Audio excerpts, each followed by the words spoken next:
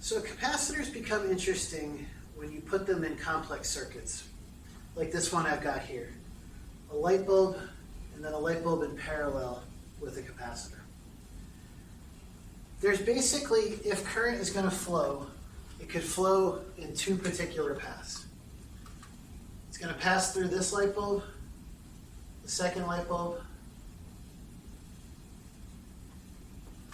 and back to the power supply. But there's another route it could take as well. It could appear to flow through this capacitor.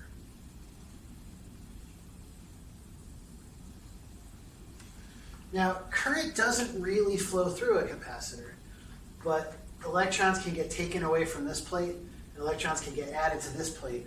And while that is happening, while the capacitor is charging, it appears like current is passing through. So what do we expect to happen to these bulbs?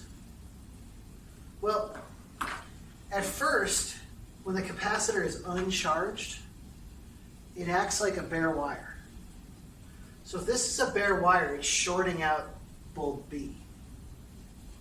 So why would any current flow through bulb B, which has resistance, when it could flow through a bare wire? So at first, B is off. How about A? Well, A is going to have a lot of current because it's basically the only thing in the circuit at first, or it appears to be. So at first we expect A to be bright.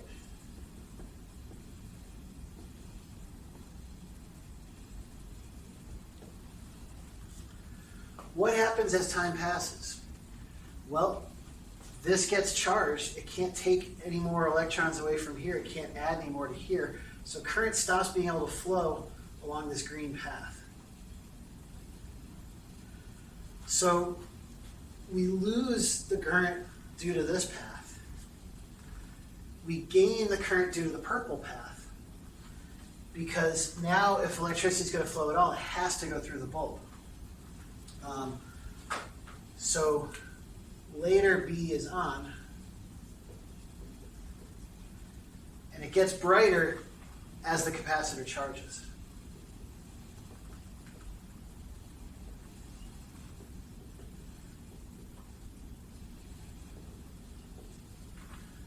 This one, as we switch from the less resistant path to the more resistant path as the capacitor charges, it will dim.